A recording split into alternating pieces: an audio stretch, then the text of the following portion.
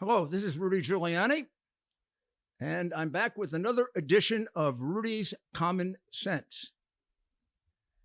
And common sense would dictate that while we're paying so much attention, as we should, to the savage, brutal Russian invasion of Ukraine and the war crimes being committed there, and the danger that this may pose to us in the future, there's another invasion going on. It may, in fact, it is having a much greater domestic impact at this point, and threatens to be as destabilizing and as destructive as whatever the culmination of what happens in the Biden administration. This is a direct result of choosing Biden and the so-called progressive Democrats to run this country. I'm talking, of course, about the invasion of our southern border, which is virtually, I wouldn't say unattended, pretty close to it. Last year, 2021, we set an astounding record for the number of apprehensions in the southern border. It was pushing about 2 million people. When you consider that, you also have to consider that although we wouldn't know the exact number, not everyone by any means is apprehended. And different studies have been done of this from the low side to the high side by MIT, I believe Princeton, Yale, the Center for the Study of Immigration, many groups, some of which have slightly different, or if not dramatically different biases. But there's no question that if you got 2 million coming in, the lowest I've seen as a calculation of the ones who get by is 30%, and the highest I've seen is 60, and or actually 80. So let's use 50%. So we got 2 million that were apprehended and 1 million that came across. And we have no idea who they are. Not the foggiest. Now, before we get to how to solve it, which we should, right? Let's get to how we got there. We got there with a campaign in 2020. And because it was a political season, it was highly charged, of Democrats arguing for, and they had been for several years, a completely open border, that there should be no restrictions at the border. The border should be open, that people should be accepted, that the things that have been considered criminal should change. In fact, there were even numerous requests for getting rid of our immigration policing function so that there would be no stopping anyone at the border. And then many promises. The candidate, the person who emerged as the candidate himself, specifically embraced much of this. He didn't embrace the removal of the immigration agents, but he did embrace open immigration. Immediately legalizing people, giving people a path to legalization who are here illegally, even redefining their being here illegally and calling it something else. And then I guess the biggest thing that he did that really would have a major impact is he promised everyone they came they'd get health benefits and COVID benefits. In fact, he don't remember if he promised the COVID benefits or when he became president, he actually gave them the COVID benefits. But the illegals in New York all got COVID benefits. So there was no question that he built up a large number. I'm talking in the millions of people who decided this would be a great time to come to the U.S. We got a president who wants us and is going to make life really easy for us. And like he's putting everyone in America on welfare, he's going to put us on welfare too. And he's going to give us health benefits and other benefits, unheard of before. All you have to do is look at the articles or go back, and I've got a number of them here, people interviewed in the early stages of the Biden administration that were coming in who said, we came here because of President Biden. We came here because he was going to be much more welcoming. We came here because it seemed like the political party in charge very much was going to protect us, and we wouldn't have to work. Some said right away, some said at all. So this, I mean, you can spin this all you want in an intellectually dishonest way, but this major increase, this record level of people apprehended and people who came in without being apprehended, was caused not by climate change or by some supernatural force. It was caused, as many of our problems are caused, by a distinct set of government policies intended to bring in as many illegals as possible. Think your homeowner's insurance covers home title fraud? Think again. And neither does your common identity theft program. The FBI calls home title fraud one of the fastest growing crimes, which is why you need to go to HomeTitleLock.com, America's leader in home title protection. Here's the problem. The deed to your home is the only document that proves you own it. And the deeds to all of our homes now are online. In minutes, a criminal can find and forge your name off the deed to your home and refile as the new owner. Like Jeff, who spent a fortune in legal fees after a thief forged himself onto the deed to Jeff's home and took out loans. Jeff didn't have home title lock then. He does now. Or Deborah, who thought our common identity theft service would protect her. Then a criminal got onto the deed to a home and had her evicted. Deborah has home title lock now. HomeTitleLock.com is your peace of mind, and the deed to your home is protected. Visit HomeTitleLock.com. HomeTitleLock.com. Let me just give you a couple of the things that are happening to us as a result of the 2 million coming in apprehended, and let's say the 750 to 1 million unapprehended who come in. When I go back to the 1980s and the 1990s, where at times we had massive undocumented or illegal immigration, it was largely Mexican, with the exception of the Mariel boat lift, which was caused by Jimmy Carter, much like the way Biden caused this one, by saying, send everyone. And Castro, being the maniacal, cunning, amoral, vicious dictator of Cuba, sent him not only all his prisoners, but all his insane people, as well as 100,000 good people. That's the complexity of this.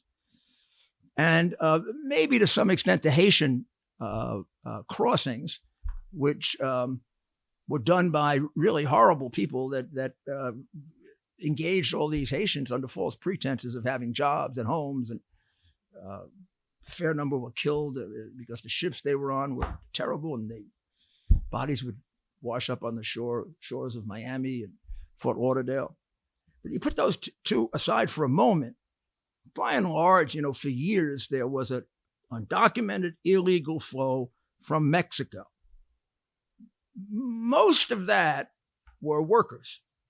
They were coming here to work in the agricultural industry, like in California, for example, in the wine industry. In fact, when Arnold Schwarzenegger closed the border down with his own people, the California border is much easier to close down if you want to. It's not much smaller.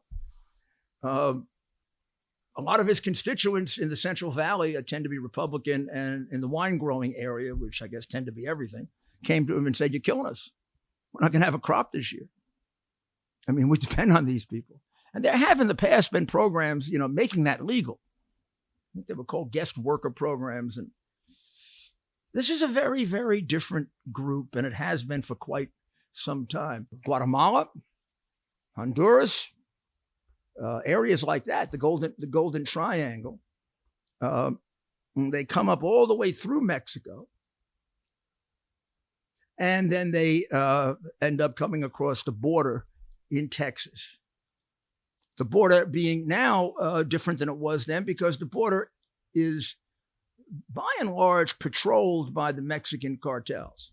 They are the gatekeepers, the innkeepers, the toll booths, or whatever you want to call it. They keep a very close watch on the people coming in, so they can use it for their advantage, which could mean bringing illegals in that they want to get in, hidden with the others, bringing in drugs, bringing in things for terrorists, money laundering, never anything really good.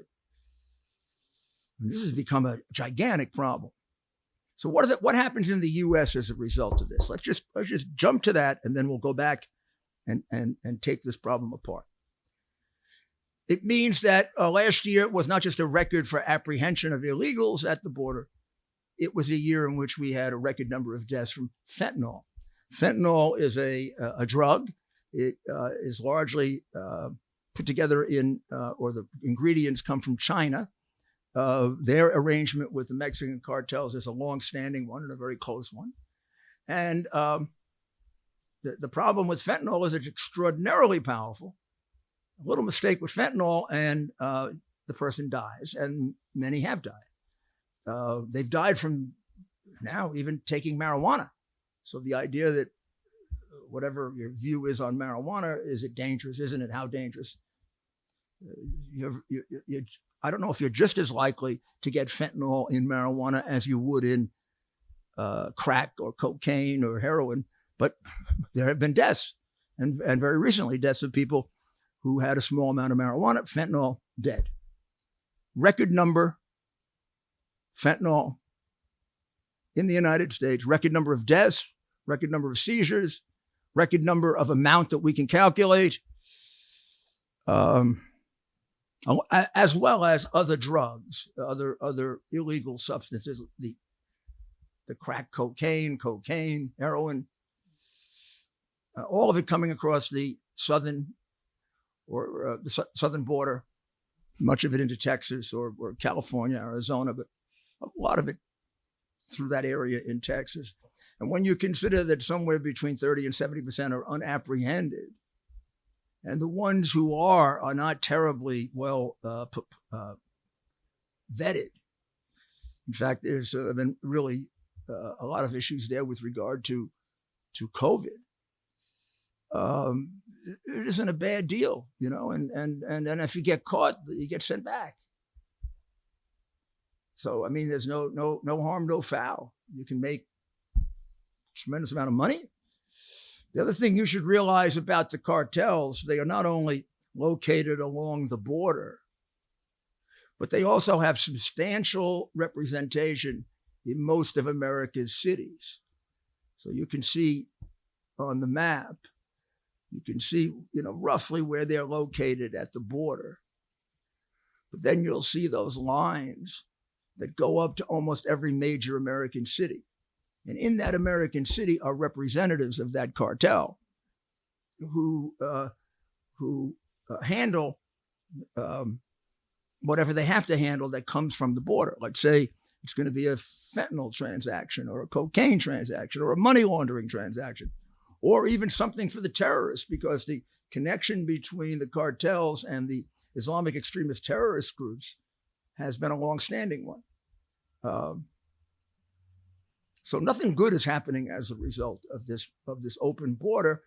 The amount of child trafficking has increased by amounts that almost can't be calculated. You see percentages of the girls that are raped or taken into some form of bondage or prostitution as 50% or better. That's almost incredible, referring to MS-13. And that's kind of what brought me to the subject today. There's a trial going on in Long Island of a young woman called the Little Devil, Linez Escobar, who was 22 years old. And let me just first show you the picture of her. She looks like a very nice young lady, right? Well, she's hardly that. Now, I'll just read you a little bit of the article in the Post, bring you up to date on the trial. Long Island's Little Devil smiled as MS-13 gang members hacked 4 men to death with machetes and even licked the blood off her lips during the massacre, prosecutors said Wednesday in closing arguments at her murder trial. And as Diablita Escobar, 22, lured them into their deaths in a local park after convincing the notoriously vicious gang that the victims had mocked them by using MS-13 symbols. This is the quote. You heard David Getlin Rivera's testimony, said the prosecutor of the jury. He told you how one of the victims had reached for Escobar before he was killed and his blood had gotten all over her shirt. He told you how she licked the blood off her lips. And then it goes on to describe a murder that does sound somewhat like what is going on in Ukraine, doesn't it? And this MS-13 thing has been going back a decade, particularly in this area of Long Island, which is the southern shore. This is Central Islip. It's in Suffolk County, be about 40 miles, 50 miles from New York, about 30 miles from the very ritzy Hamptons. Stunned maybe 6-7 years ago when a young girl's body was discovered on the beach there with a head chopped off. MS-13 had set up its location. And since then, there have sporadically been situations like this. Beyond a majority of them, and I don't know how far beyond, are very good people. They're poor, and they want a better place to bring up their children. That's always been true. But all you need is about 5 or 10% to be in the category of MS-13 animals, people working with the Islamic extremists, people distributing fentanyl and drugs, people laundering money, and people who are just plain criminals, or people coming just to be on welfare for the rest of their lives. All you need is about 10% or 20% like that, and you got a massive problem. And when you have uncontrolled immigration of, let's call them decent people, the bad people take advantage of it. They see all these decent people coming across the border, too hard for immigration to handle, with policies that have been changed to make it just almost impossible to patrol them. For example, when he did away with the Mexican protocol, Biden did right away. That had a tremendous impact on keeping this under control and having people coming in that were vetted. That had a big, big part to play in this. The cartels see that, and they see it as an opportunity for them. Just hide their people among the good people. Now, so why don't we take the good people? Because there are a lot of those people in the world. If that were your policy, that we're going to take anybody that's poor, that wants a place to have a better way of life, and are not criminals, and let's even say are willing to work, don't want to just go on welfare, which unfortunately among this group, there are a much larger number of those people. And also incentivized by the Biden dependency programs, which have grown astronomically with no workfare. But let's assume that we would take everybody that was poor that wanted to come here to work. Our population would be bigger than China, and we would all be ruined, them and us. Of course we can't do that. So then you've got to set up fair policies for coming in. And there's nothing wrong with saying you want people to come into your country who have demonstrated an ability to respect the law.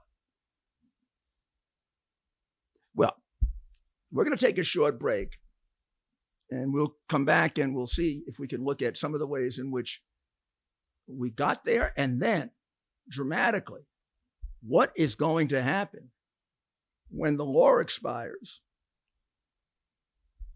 and the exception that was made that you could send people back because of fear of COVID is over. How much is that going to increase an already record problem?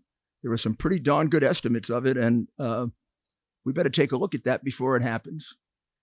So we'll be back in just a few minutes. Not long ago, Mike Lindell, the inventor of MyPillow, and his team fit me for my very own MyPillow. They also introduced me to their wide assortment of other incredible products, like their mattress topper, their sheets, towels, slippers, and more.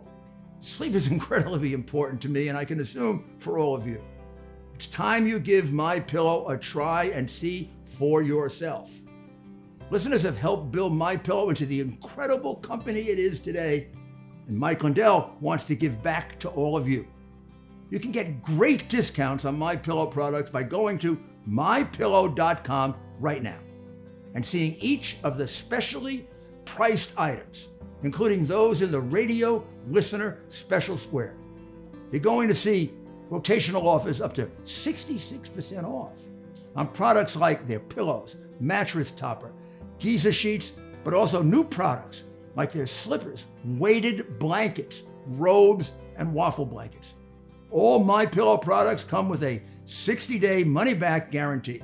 Enter promo code RUDY for these great specials. That's mypillow.com and use the promo code RUDY. Welcome back. As you know, we were discussing the invasion, what I would call the other invasion, and it may well be the more serious invasion from the point of view of impact on the United States of America. Obviously, we don't know the rest of what's going to happen in Eastern Europe, and it could be the beginning of some attempt to take over large amounts of territory by Russia and China, or it may be Putin just exercising his dictatorial powers and also his historical fiction that there once was and there should be a Russian empire. But in any event, the one going on here is not debatable. It's having a present impact on us of historic proportions, whether you talk about the number of people dying from fentanyl or you look at the crime rate in American cities, not completely driven by this. Don't want to give that impression, but certainly assisted by this kind of thing.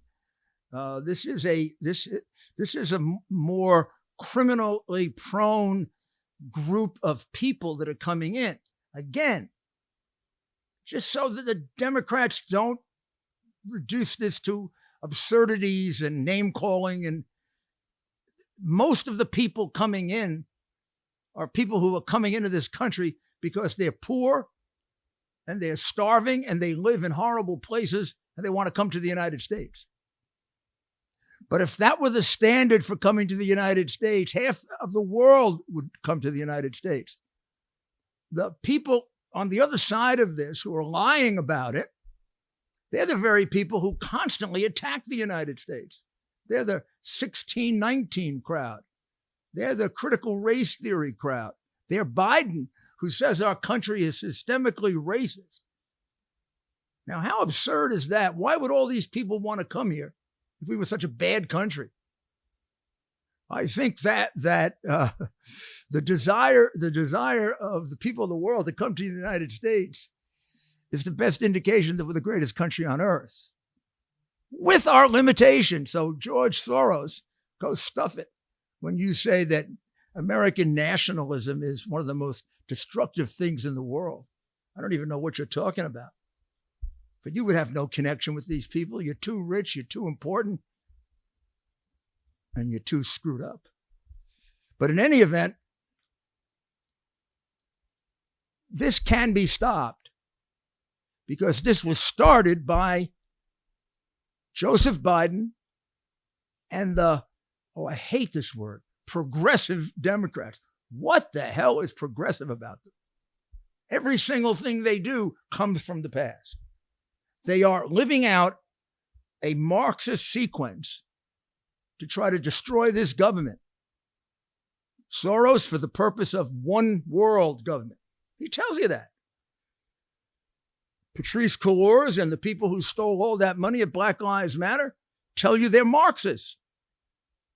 They want us to be some form of a communist country with the critical theory being race rather than class. And they want us to break up our families, not have religion, have equal amounts of property, do reparations to people who claim that they have an ancestry of slavery. This is what we're dealing with here. And we talked about all of the terrible things that are happening to this country because of this uncontrolled entry into the United States, which is at conservative estimates about pretty close to 2 million that are apprehended, of which about 1.3, 1.4 get through, maybe a little less. And then at least another 500,000 to 1 million that come in completely unapprehended, untouched, except for the fact that they're checked out by the cartels who are located along the border. This map I've shown you before, but I just take it out because I like maps. I told you I like maps. And I noted at that time when we did the analysis, the three major places in Texas that they were coming in. But there's also, as you can see, a small border with Arizona and with California. And they contribute some of the issues, but most of it is here in Texas. I mean, the largest number of children, for example, who are unaccompanied are in Texas. The largest number of people who do get caught with terrorist problems or drug problems are in Texas. We had the Bidenville in Del Rio last year. That was a massive disaster. But this, please do not be brainwashed. This is a Biden-created problem. And the cartels basically locate themselves here in Mexico at various points along the border, pretty much where the immigration service should be on the other side intercepting them, except they get to them first. And then they use them for the purposes that they have, for getting drugs into the country, for getting children into the country, for sex trafficking, for getting arms in for terrorists, money laundering for people who are involved in money laundering.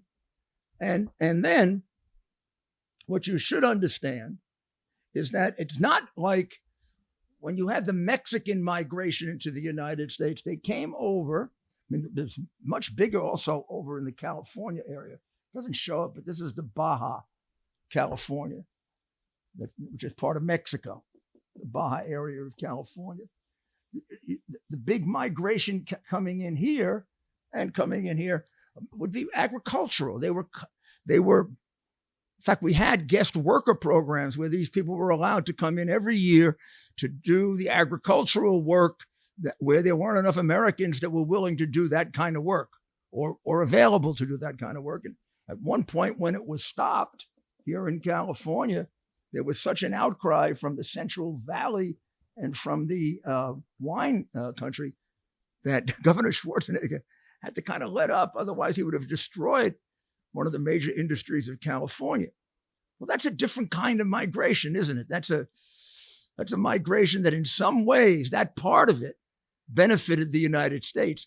The problem with it is, and here's the sophistication that is lacking in their simplistic analysis intended to brainwash you. Whenever you have a large number of people coming in under less than controlled circumstances, then people who have nefarious purposes can take advantage of that and sneak their people in with them. And the larger that group gets, the more they can sneak in. And the less you enforce, the more they can sneak in. And the bigger problem they're creating at the points of entry, like when they did Del Rio, the easier it is to get people in without any apprehension because your forces are being diverted. This is what I mean by Rudy's common sense. The thing that Biden and I have found over the years liberal Democrats lack most is common sense. Now many of them lack love of the United States. The attacks are relentless on this country and unfair and resented greatly by those of us who love this country. To call us systemically racist, I'm sorry. I am sorry. That is a vicious, completely unfair attack on this country that has made great strides in an area that many other countries haven't, and at great cost to both the white and the black population in America. So that's what we're living with right now. It's a really big problem, and I've probably left out some of the really dramatic domestic impact of it, like the schools that are overcrowded in the areas that are mostly affected by this. In Queens, New York, they found a welfare motel with young girls 16 and under being used for prostitution that were brought up all the way from places like Honduras. And I mean, it's all over the country.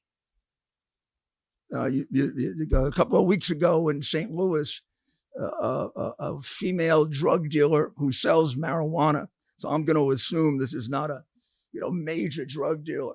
She just happened to get some marijuana. I think she lost 7 out of 10 of her customers because there was fentanyl in it. These are all preventable. When I was mayor, these are the kind of deaths I put down in the preventable category. And it was our obligation to prevent them. Some things you can't prevent. But the things that you can, when you don't do it often enough, you should get the hell out of government because you don't have the capability to care for other people. It's obvious that Biden and the clowns around him do not have that capability. Mayorkas lies to you and tells you the border is secure. So you see all this going on and you wonder, is this on purpose? Is this part of the plan to destabilize this country? It is certainly part of the plan to make us a one-party country. Bring in as many illegals as you can.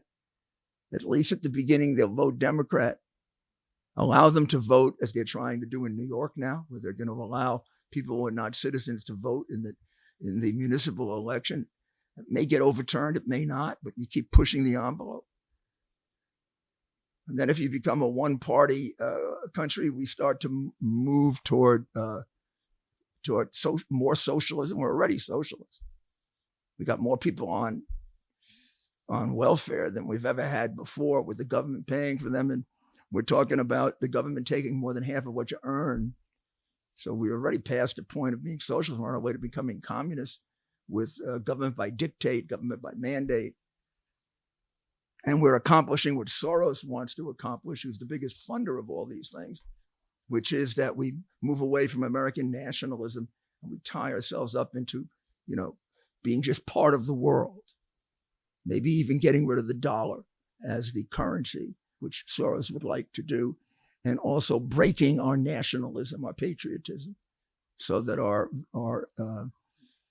loyalty is to, Atlantis or something. I can't help but believe that policies as lacking in common sense as these have a purpose.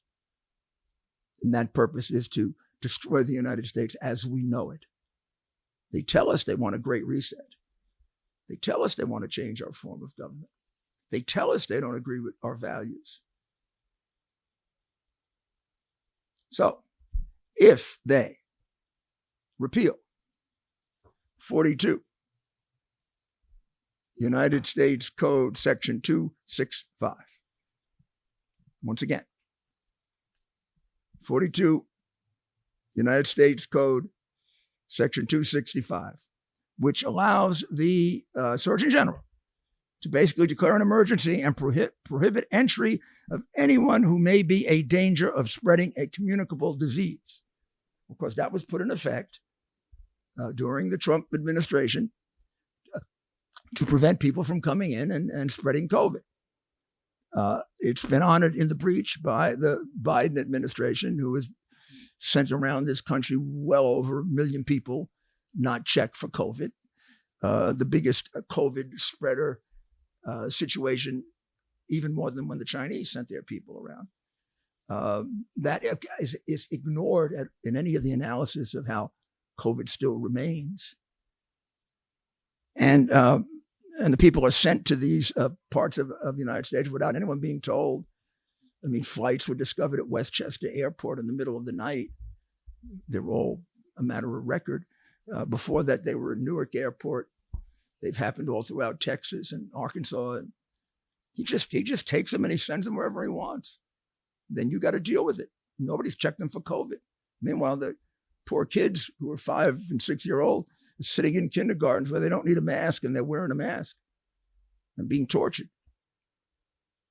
So let me know what you think, what ideas you have, how we can be more successful. I've got a lot of ideas of how I want to expand this outreach, including questions and answers. And so input from you would be enormously valuable. And also, the bigger our audience, the more subscribers we have and people that listen, the more we can get the word out. So see if you can get a friend to join us as well, so that we can start having numbers that really have an impact for the 2022 election and then for the 2024 election, because we have to make up for NBC, ABC, CBS, CNBC, MSNBC, CNN, and then gosh almighty, even when they acknowledge that the hard drive is true, they don't point out all of the damaging things in there that show that Joe Biden was the top of the chain, the big criminal, the big kahuna, the Don. 50% of the money flowing to him, according to his son. Did they point that out? No, they didn't. They're still lying to you about so many things. So we're more important than ever to having free speech in this country. And the best way that you can help spread the news is to go out and get us people to join. So if you do that for me, I'd be so appreciative, and I think we'd be helping our country. And make sure you communicate with me. I need your ideas. We're in this together. We've got a country to save. We're not going to spare anything to accomplish that. It's too great a country that was given to us. We're not going to pass it on to our children and grandchildren, weakened, or God forbid, socialist, communist, Soros, one world. God forbid. We got the people. You know, the people with courage, love for this country, who are not ashamed to sing the national anthem and cry sometimes about the sacrifices made by people to create this great city on a hill. The last best hope of mankind. So we'll be back with another edition very shortly. And until then, always, every day, thank God for being in America, because you were given a gift. God bless America.